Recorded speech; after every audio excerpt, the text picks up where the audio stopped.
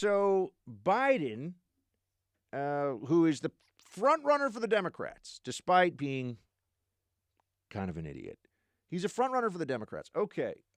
He is at a campaign stop of some kind. He's surrounded by a bunch of kids. And I just want you to hear. Remember, this is the Democrats who complain about Trump, say he's ruining the republic, he's destroying this country. We live in a country of over 320 million people, probably about 330 now. But let's say we live in a country of over 320 million people.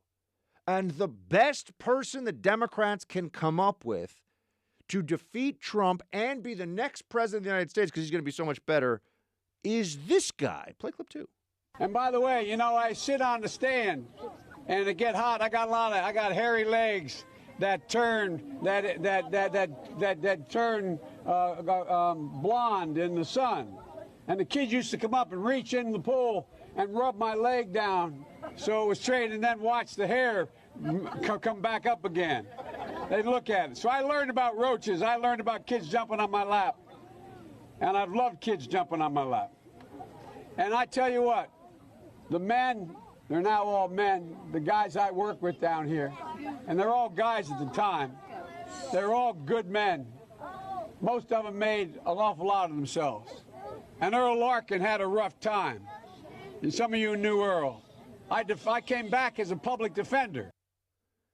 Yeah, my legs got hair on the legs, and the hair would sometimes stick up like a porcupine, and then I would tell people, because I'm putting on kind of a weird politician accent, I would tell the little kids to come on and rub the porcupine hair on my legs, and then sometimes I look at them like, oh man, did I just make your little hand itch from my porcupine hair on my blonde leg?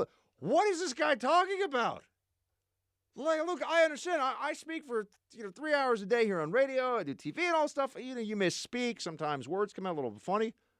What does he even think he's saying? I remember back in 1972, and I'm here. I had a couple of hairs turn gray a little early, but those hairs were gray. But I remember I saw my buddy Bill, and he says, "You got a couple gray hairs coming out your head. It looks a little bit like you're turning into some kind of a old man, but you're a young man." But it's just blather. What is it? What is he even saying? Someone explain this to me. The kids would come in and reach in the pool and grab the hair of my hairy legs. They'd pull a couple of those hairs, and I'd say, ow, because I want to make sure they know that the hairs go ow when you pull them under the water.